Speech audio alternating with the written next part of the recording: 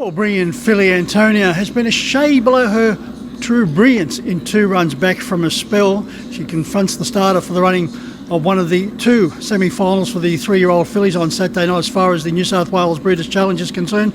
Joining me now is her trainer, David Thorn, to find out whether Antonia will be back to her brilliant best.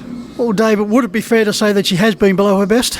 Yeah, for sure. I think definitely at Penrith. I had a little bit of issues with her tying up after the race, so definitely wasn't as happy with her as I would have liked at Penrith. But her run here last week at Menangle was better. She's probably not as good in the wet. She was Breeders' Challenge 2-year-old final was really wet, and she probably just wasn't as sharp. But I was happy enough with her the other day. The times were really good. They went 53 flat, probably nearly 51 mile on a good track. The track was pretty bad, so I think she's on the right track, and she hopefully should be hard to beat on Saturday night. David, after Penrith, you said there was a few things you had to sort out. One of those was her feed, and you weren't really happy with the blood. Just can explain to us what you meant by the feed and how you go about changing that. Yeah, no, it's horses that tie up. I've had a lot of trouble with the tying up over the career, and they're just very finicky with what you can give them. Originally, most horses get molasses in their water, and it's full of sugar, which is no good for them. And I actually didn't know that at the time. I was actually probably not helping her, but the vet sort of told me not to give her any molasses, so we've cut that out.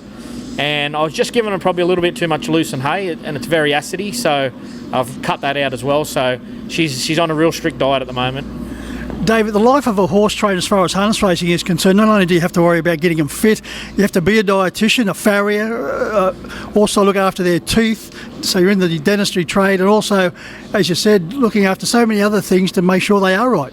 Yeah, that's right. It's not just about taking them out, working them and bringing them home, putting them away. There's so much involved, especially the really good ones too, because when you're racing the best horses, they've got to be 100% right, otherwise you're just not going to win.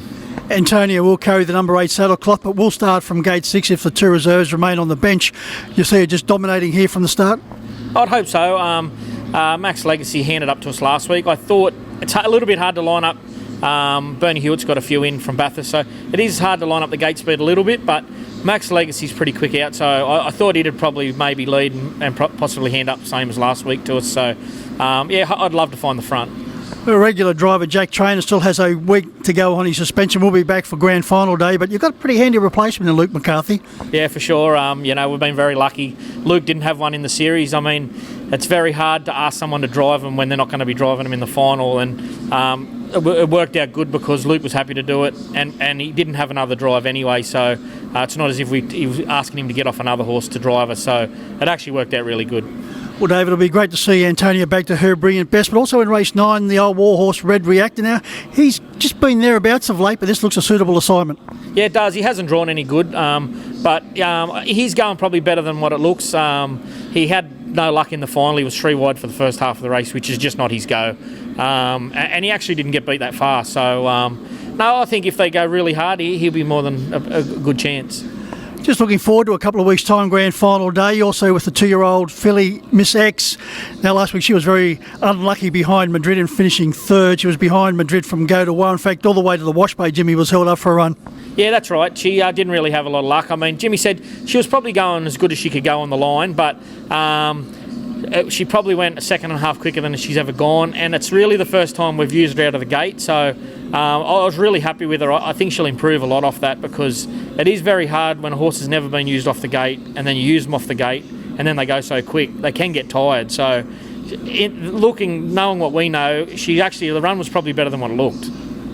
Well, Dave, great to have you back on board now with the interviews once again. We're looking forward to Antonia, and then 2 weeks' time you've got 2 very good chances with the fairer sex. Yeah, hopefully we can get Antonia through as well, and have a bit of luck with the draws and be more than competitive.